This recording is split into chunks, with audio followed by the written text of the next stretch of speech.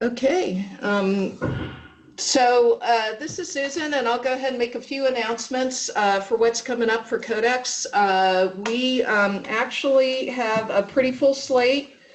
So even though we are not going to be holding this group meeting on Thursdays for a few weeks, we definitely want you guys to check us out either here on campus or remotely.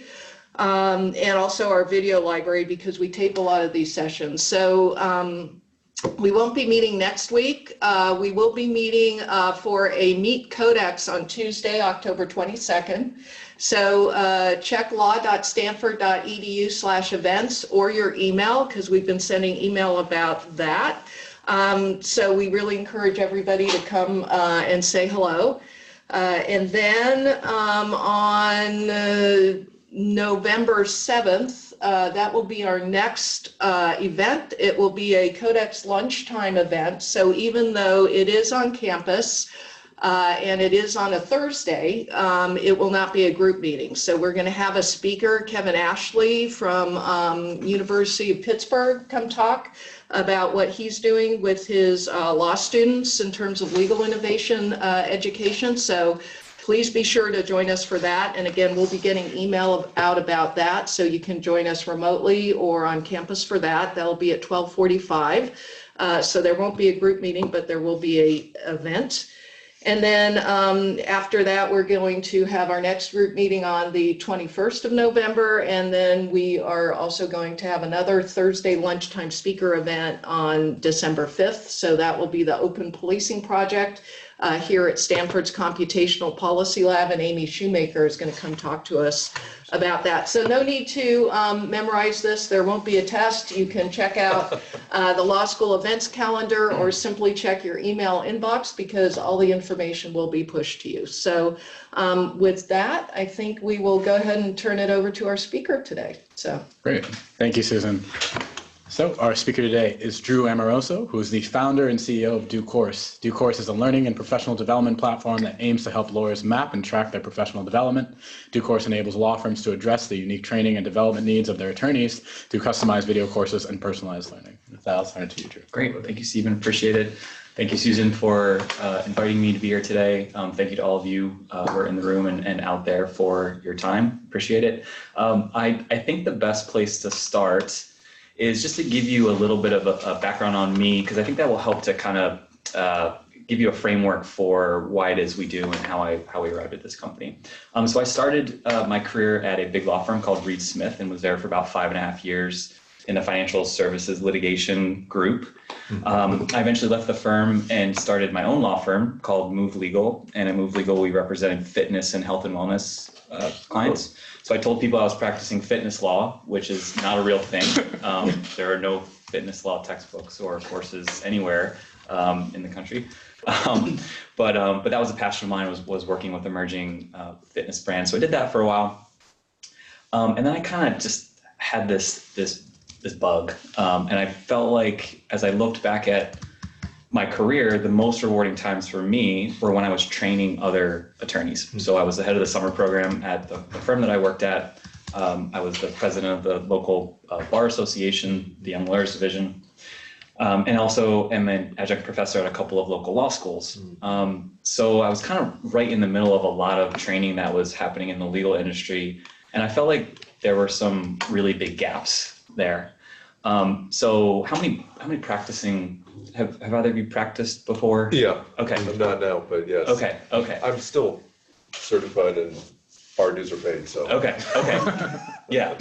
So I want everybody to just kind of think back to what it was like to either walk into your first law firm job or even your first job in general. And for many people, that experience goes something like this. Hey, welcome. We're excited to have you. Here's your office. We're going to do some HR paperwork and we're going to give you some IT training. Go get them.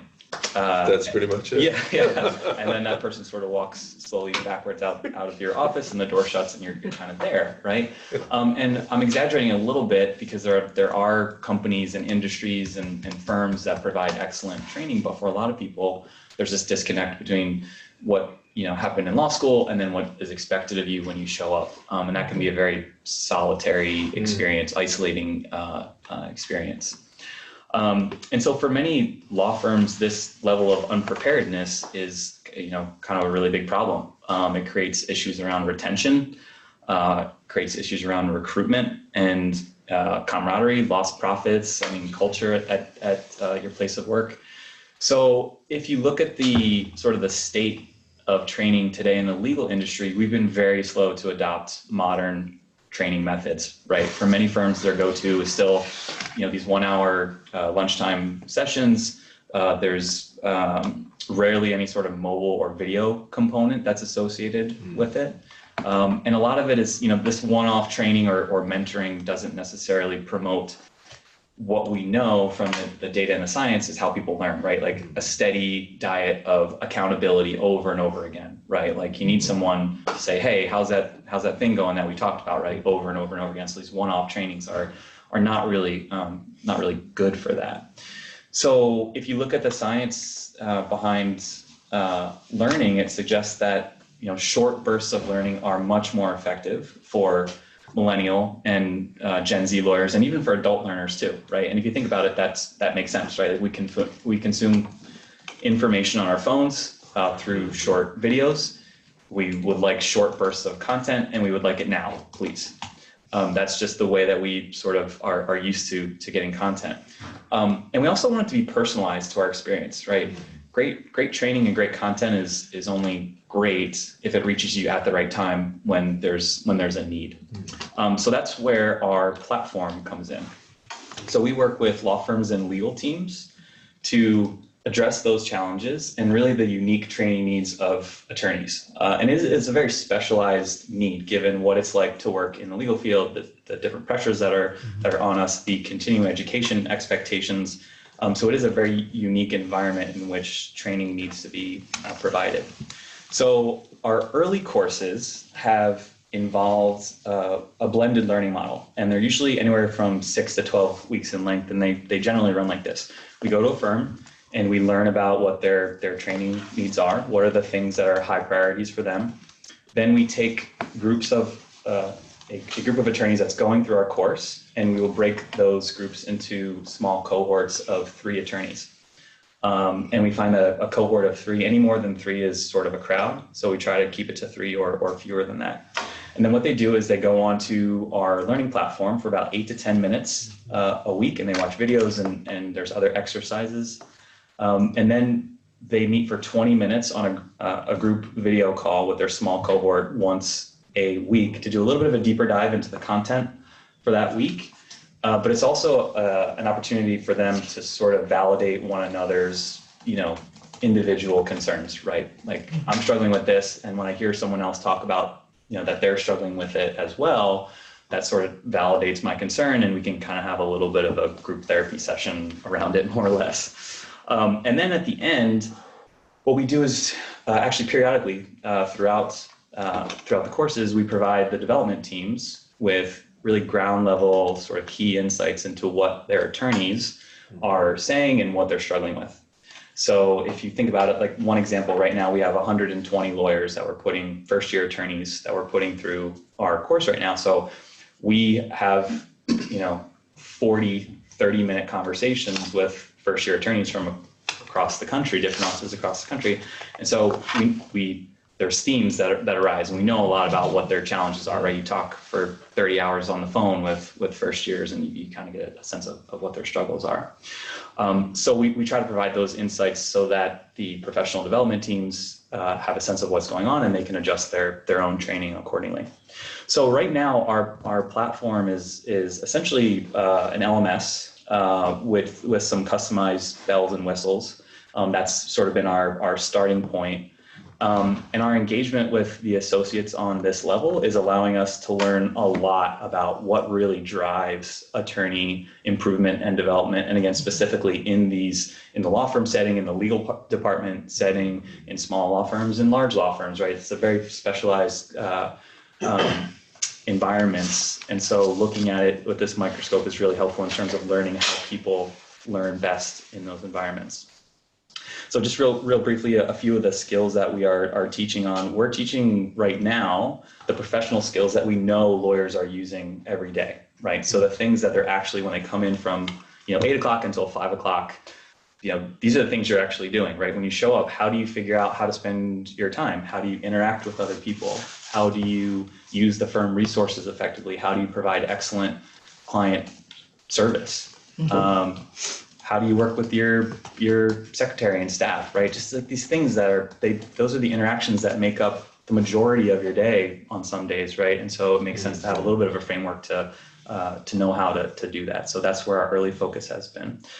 We've been really fortunate to have some great early traction. We have contracts with a couple of top AmLaw firms. We have some pilot programs with some in-house teams, and we got our start working with small law firms as well. So we've kind of know what, and I had my own small law firm too, so I sort of know what it's like to be in that environment. So this is where we are right now as a company, but I wanted to spend the balance of my time kind of giving you a picture of where I believe the future of technology and legal training is headed. So I would call the learning that we have right now, it's very static. It just sort of sits there, and as a learner, you need to go engage with it yourself, right? So a video library or documents that are living somewhere on an intranet, right? But instead of just providing static learning, what if we could personalize the training experience and have learning and development platforms basically be a data center that also drove other decisions that the law firm was going to make?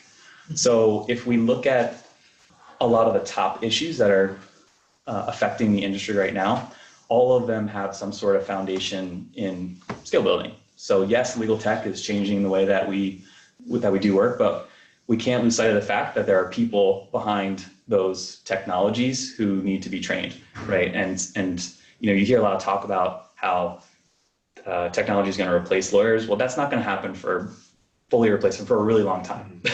We still need people who can interact with other people, who can work with other people, and who know and are trained well on how to use these incredible technologies that we are developing. So here's just a few examples of that. I think the days of having just a law degree are over, personally. Attorneys need to advise companies, complex companies, on the complex products that they are offering. So it's no longer just okay to have a law degree and then off you go. The industry has been really hyper focused on productivity, but part of the key to individual and collective productivity is having a culture of learning that emphasizes a culture of learning, like excellent practice habits, routine building, the importance of ongoing learning. Like you need to have a culture that says, we as an organization, we come in and we expect you to be a continuing learner, right? And I think firms and legal teams are going to be forced to build cultures that embrace that sort of development. With the rise of legal tech, we need ways to effectively train people on how to use legal tech. So legal tech to help people use legal tech. And I think in hyper-competitive markets, firms can distinguish themselves by emphasizing industry-specific training that they provide to their teams, right? It's one thing to have a couple of learners, active learners in your organization who are certified in cybersecurity, but it's another thing to have a centralized, intentional approach on teaching your lawyers the technical needs that they need to advise the companies that they work with. So I want to just invite you to consider for a moment what a centralized approach to the management of development resources could really yield for firms and legal departments in terms of data. So we're gathering data on a lot of other platforms that attorneys are using. Like, why don't we gather it in the learning and development context and actually put that to use as well in a very effective way. So I think when you look deeply at this opportunity, the interactions between attorneys and the content that they're engaging with and the resources can really offer a lot of valuable insights into firm-wide optimizations, the quality of services, retention, and recruitment. You hear a lot about how people are just sort of leaving law firms because they don't feel like they're supported and they don't feel like there's a path forward for them and they feel confused, right? So you can learn a lot about what people need and want to feel supported and to do their job at the highest level, simply from a platform like this. And also, just it's a revenue too. Like, if we're going to be honest, bottom line revenue for firms, you could learn a lot and have a lot of insight from the collection of data on these platforms. So if we centralize skill building interactions, think about what we might be able to learn about how to best support and equip the attorneys and provide better service for clients, right? Is there a correlation between specific trainings and their effectiveness? What kinds of training leads to retention? How can we directly align training with client needs, right? What is it that the client needs, and how can we provide training that's directed specifically to them? And also, how can we deliver training that's like just in time? So 2 examples that just came up in the past week for me. I was working with some associates at a big law firm, and they were transactional associates, and they were advising or working with clients. One was a wind turbine company, and the other is a cybersecurity company. And I was listening to these associates, and they were saying, we don't know anything about wind turbines. We know nothing about, what it's like to work in this industry, and we're being asked to prepare, do due diligence, and like prepare documents and draft and make edits, and we have absolutely no idea what these things are, right? So that puts associates at a huge disadvantage. It puts the client at a big disadvantage. It's inefficient. And there's just a lot of back and forth between everyone about what should be in these contracts, right? That's like 2 examples just in the past week that have come up in our work. So what could this look like in practice? I gave you some generalities, but I want to bring it down for a second. Just imagine if you are a development team, or you're an administrator that's at a law firm, a small, medium, or large, and you are tasked with the training and the support of 1,500, 1,000, 500, 50, even 10 attorneys at your firm, right? In real time, you almost have no visibility or very little visibility into the clients that they're working with, the kinds of resources that they might need, when they need it and how they would like it delivered. And it's a real big challenge to sort of deploy it. But imagine if you had sort of a centralized resource that showed you what people were asking for, right? Like what questions they had, what legal skills, business skills, client-facing skills they needed in order to do their job well. And also imagine if you could deploy that training like right on time, right? Like imagine if it hit their desktop as soon as they need it, right? Like just in time and on time. So you could personalize it by practice group or development level, or even individual teams. You really could go down to that level of specialization.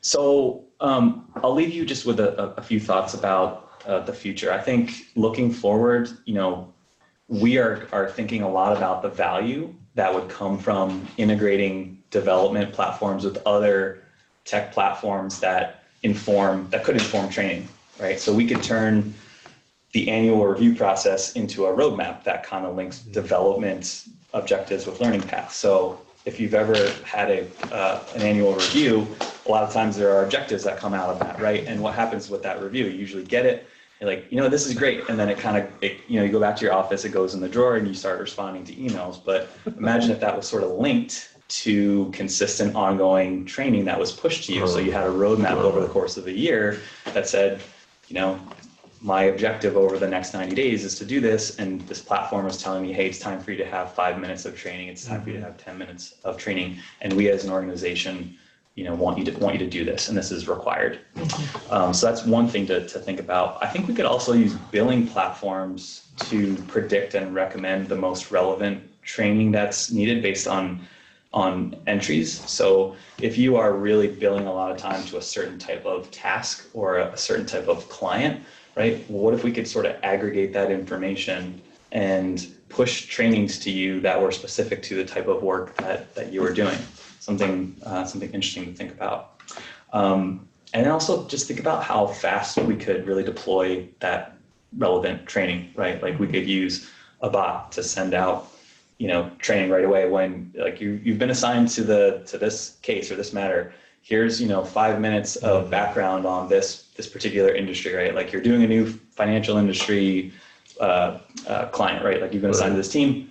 Here's 10 minutes of training that everybody who starts to work on these cases gets, right? So something like that would could be a primer, but would really help people feel a little bit more supported, and we would be great for the clients. So that's all of the programming that I have for you today. I'm really excited about what the future of marrying learning and development and technology has in store.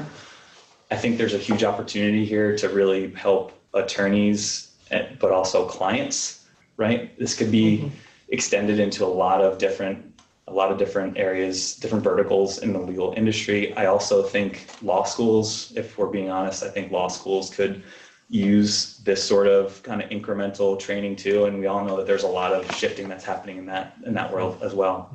But yeah, so I'm excited about what the future holds, and I appreciate your time today to let me share it with you. Cool. Very cool. Awesome. Thank you, Drew. That was a great presentation. Yeah. So I'll open up the room for questions. And we'll open it up online too. You may want to type your email into the online chat so people can reach out to you directly afterwards. Of course. And then while Drew is doing that, Robert Cruz in our remote audience asks, what LMS platform are you using? So we have used, we've used a few.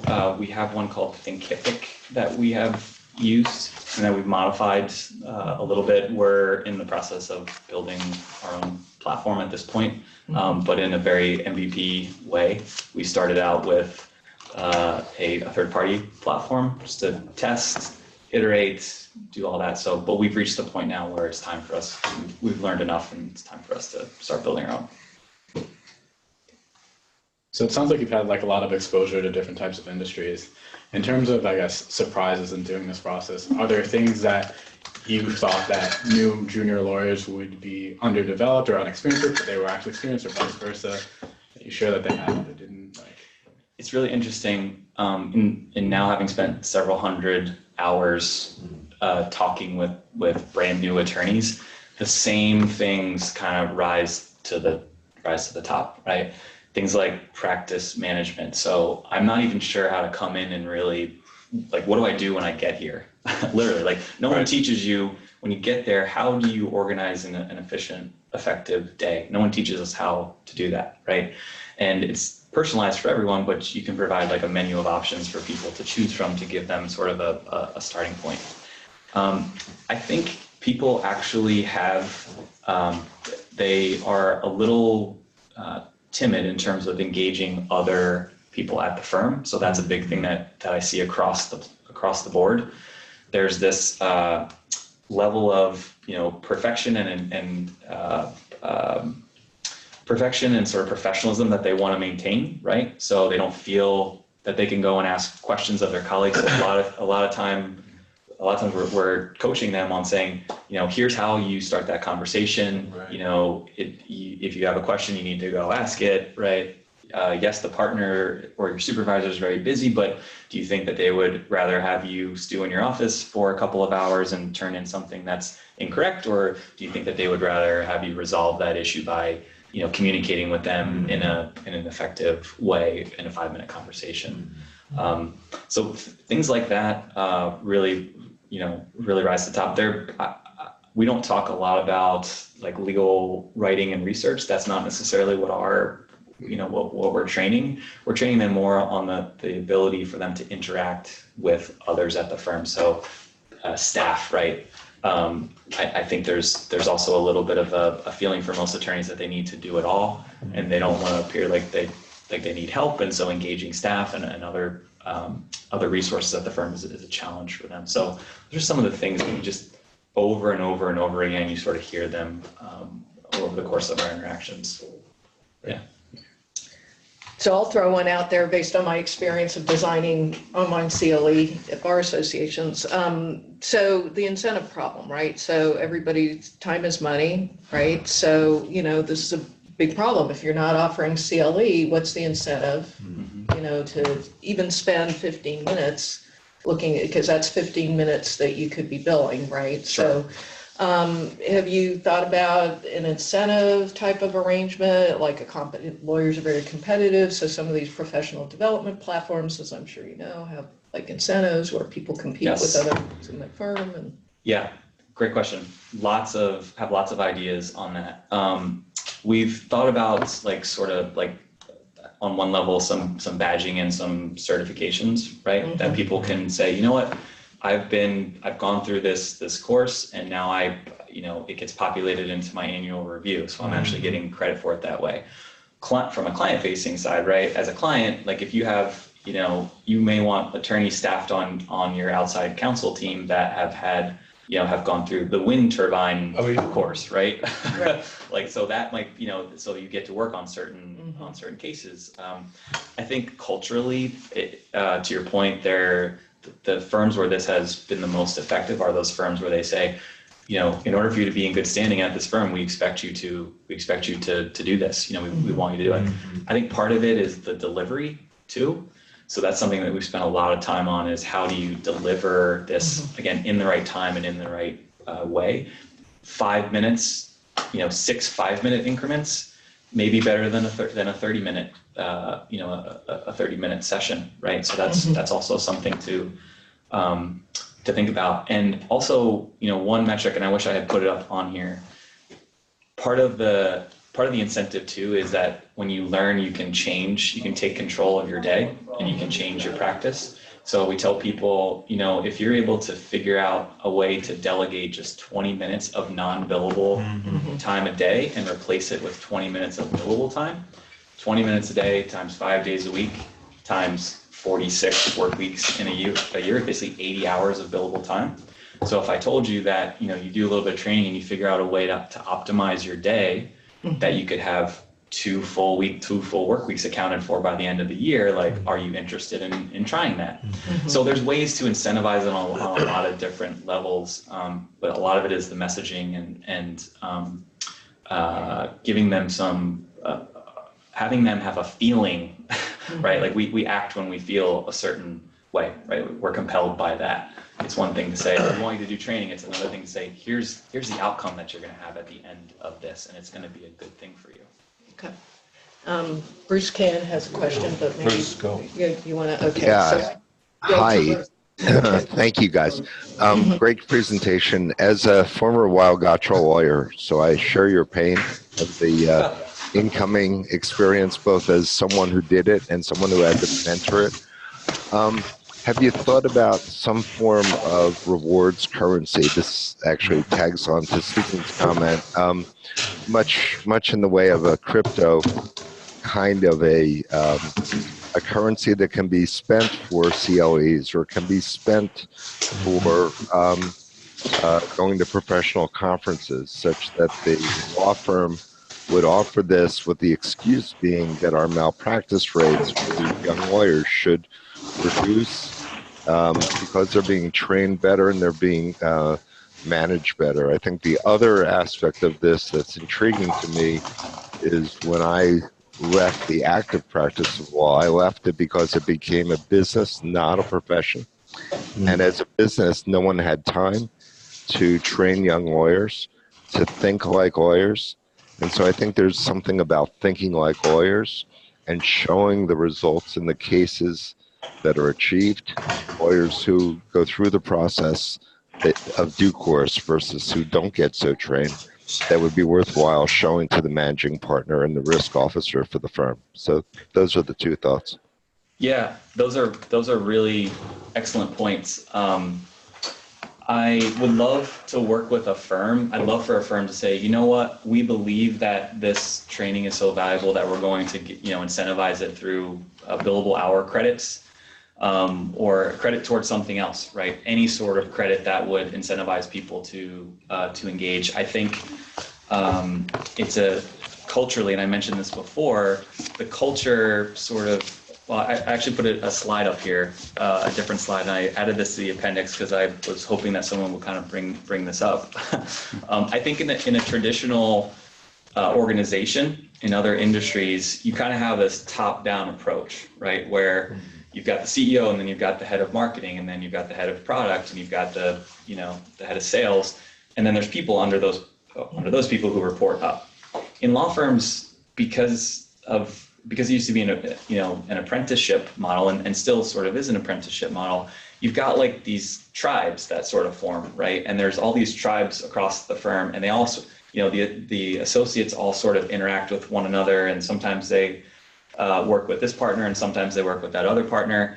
And so there's not that accountability that comes from having a sort of a direct report, right? So kind of to your point, Bruce, there is when you don't have that sort of that mentor and that person who's right above you, who can kind of keep their finger on you and understand what your needs are and talk with you consistently, because of all this work that's going on across different groups, it's really hard to keep track of people, and so we lose people along the way. I think your idea about tying it to malpractice rates is a great one. I actually hadn't thought about that, but there's certainly lots of arguments for why, from just a revenue and a profit perspective, having people being more efficient each day, from a bottom line perspective, is going to add a lot of value to the firm. And going back to my wind turbine example, I know that those associates who are working on the wind turbine contract were spending hours and hours of having revisions back and forth with the partner, because it just wasn't what they needed, and they had no idea, no context, no technical context. So yeah, I would love to work with a firm that would step up and say, you know what, and I should say several of the firms that I work with right now already 100% believe in this concept. They're like, you know what, we believe that this training is powerful. We believe that it leads to better results. We want to create environments where our attorneys are going to thrive. And so we've been very fortunate. A lot of our early clients have invested in this concept. So I'm hopeful. So if I could just extend it one more, I'm sorry. Fine, Bruce. I what I would do is I'd contact the malpractice insurers for major firms, and who run through these young associates like a sieve, and ask them to make a bet with you over 3 years. If we have this firm to some percentage of their new hires take due course, what will you do by way of a credit against the firm's malpractice insurance? And make us a bet that it actually works out well, not over the 3 years, because the malpractice will show up probably after that, but in the long run.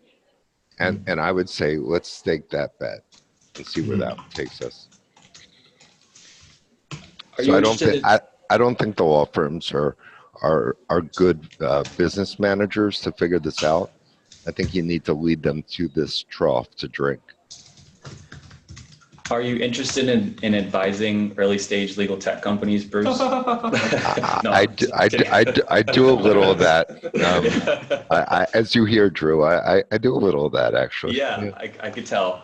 I really appreciate that. I had not thought about it from that perspective, but really that's an incredible benefit that is coming from this sort of targeted training. Like, imagine how many things are slipping through the cracks because you have associates and other attorneys who are potentially not skilled enough in certain areas. Well, and I would even take it the next step further and say, if we could have an honest conversation with a large law firm, where have you experienced malpractice or fear of malpractice risk, and let us develop content to deal with that, because that seems to be indigenous to your portfolio of clients in practice.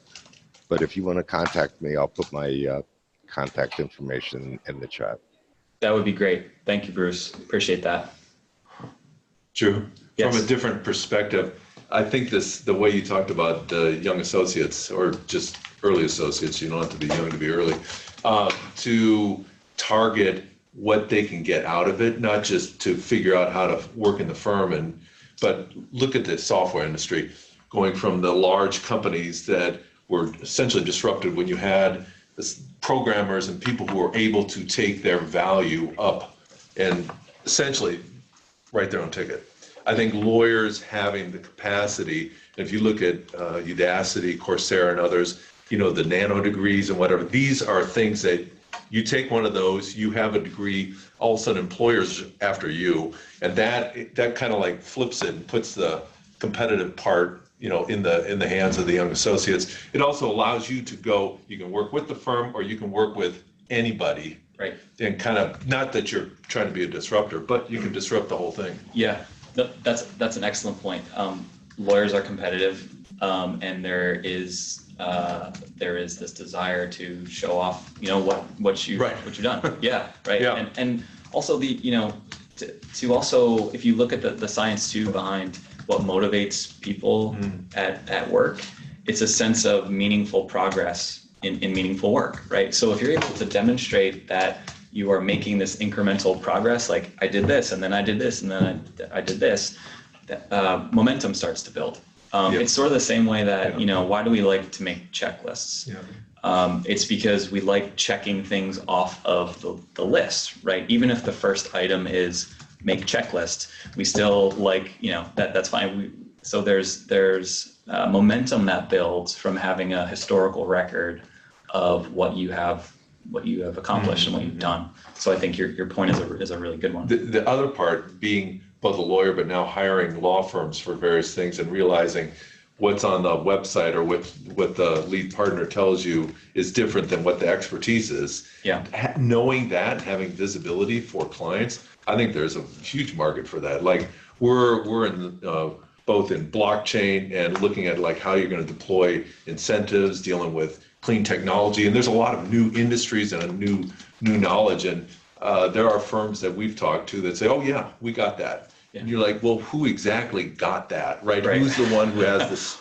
who has the understanding, has practiced it, whatever else. I think it's a great way to, just turn and market to people who go to law firms. Right, so you're saying, here's the team of people that we're going to put on to this matter are these three people. They've been through these courses, they have these certified, yeah. Yep, fantastic point.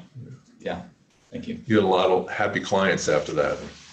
Yeah. Maybe you just market to them. Yeah, absolutely. Yeah. Well, I think in-house legal teams too, this is something for in-house teams as well, right? I mean, you think about the transition from outside counsel to in-house counsel too, right? That's a tough transition too. Mm-hmm. And there are ways to, I think, interface with the business teams too. Like I know, I know exactly what you do in the marketing department because I took this course that says here's what our marketing team does, or something like that. I think there's incentives there too.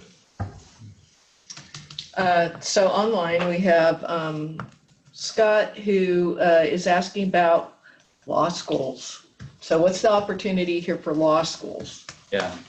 Well, I teach, Stephen and I were talking about this before we started. I teach a course at 3 different law schools, UC Davis, USF, and Golden Gate. And I teach a course called a Practice Ready Seminar.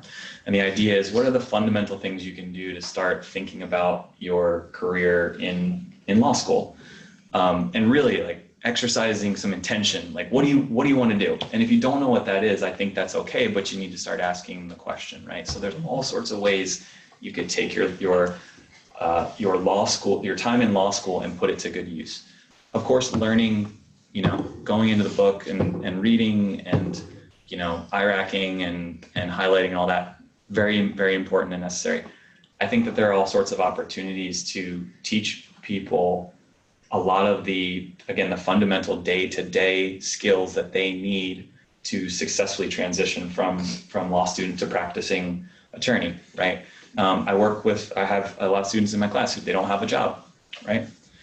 And so, what if we could, and I just want to be clear, the, career development teams at the law schools that I work at, they're phenomenal. They're really phenomenal, and they care a lot about their students. But what if we could, give them a resource that allowed them to, again, like deploy some of this on-time training? Like, I don't have a job. Okay, here's 6 5-minute modules on some things you can do. Number one, go to the school's alumni database, right? And find, 3 practicing attorneys. Number two, here's an email that you can, template that you can send to them. Number 3, here's how you follow up with them. Number 4, so you kind of like walk people through some of these really important emotional intelligence type skills, right? Like the people skills that we need each and every day. I think that's a way we could start to use this in law school, not to mention adapting some of the more traditional methods that we're delivering information and teaching lawyers, right? So a little bit of video, a little bit of interaction, right? I think that there's endless opportunities and ways to take what we know attorneys need in order to succeed and make the transition, and turning that into content, and again delivering it in a way that is consumable and that meets them where they're spending their time. You lightly touched on this earlier, but what metrics do you use to kind of measure effectiveness? Because it's kind of hard to measure like cohesion and comfort of attorneys and things like that. But what do you kind of look for, I guess, in terms of numbers to show? Sure. Early on, we measure a couple things. We measure attendance. Just do they show up? Do they care? Is it something that they want to participate in? We do measure engagement rates with the videos that we have. So are they watching? Are there certain points where they're like, I've learned enough of this? Click-through rates with a lot of the materials that we provide. A lot of things, again, that we are teaching also, we're getting substantive, qualitative feedback from them as well. So we take a close look at that and hear what they're saying and try to adjust our training accordingly. There's other ways that you can measure the effectiveness that we just haven't really gotten to yet. Like I'd love to be able to say, these attorneys that have gone through due course are this much more, productive based on billing and based on, partner and other supervisor feedback. We haven't gotten there yet. But I think there are more advanced ways that you can measure the effectiveness, but those are a couple of the early ones that we're using. Yeah, I was thinking maybe integration or partnerships with, say, like a Digitory Legal or, those kind of organizations that really drill down into the billing codes and could try to see if there's any kind of material impact on, matter, costs, if the costs are going down, if client retention is going up. Mm-hmm. Yeah, I think retention would be a nice one to measure as well too. Like, how are they sticking around longer because the firm has adopted an ethos about how they train. And like I mentioned before, we're really fortunate to have a lot of clients, all of our clients are like, we believe in this and we think this is important, and so this is why we're offering it to our attorneys. So we're very fortunate that way. I mean, there could be a connection with diversity goals too of the firm, right? So reaching out to those kind of stakeholder groups that maybe are the most likely to leave the firm and, try to figure out what, is their sort of full spectrum. Yeah. So from a culture, diversity, skill building, what's the total package that's going to keep that attorney with the firm? Yeah. And I mentioned this before, part of our course right now is the cohorts that we have, the 3-person cohorts. And I find those to be really valuable for situations like that, where you've got people who are coming from backgrounds that are, they don't have family and they don't have, people in their professional network who have been in law firms before, right? And that's a tough thing to cope with, right? And you can think of myriad examples of where having some little pods where you can talk with people consistently, right? Not just like, let's get together for a day, but let's get together, for 20 minutes or 30 minutes every 2 weeks, right? I think to your point, you can suss out a lot of problems and address a lot of things that certain groups are thinking and feeling in an effort to keep them there, because their opinion is, and their participation and being in that environment is really valuable. And it could affect client retention. Absolutely. They have metrics related to composition of teams and diversity metrics that they track. Yeah, there are lots of in-house legal teams, I think now that are saying like, don't send us a pitch unless you have, we want this kind of makeup because we believe that diversity is important, and I support that. All right, well, great. There are no more questions. Thank you so much, Drew. That was an amazing presentation. Thank you. I enjoyed that. Thank you for your time. I'll keep if you want to put your email. Oh in. yeah, sure. Yeah.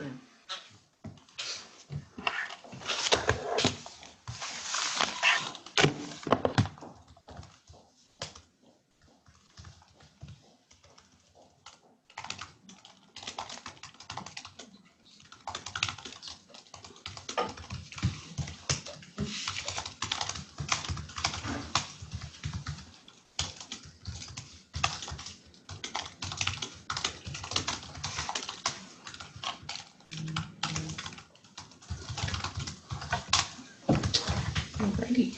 Great. Awesome. We'll see you next time. All right. Thanks. Thank you.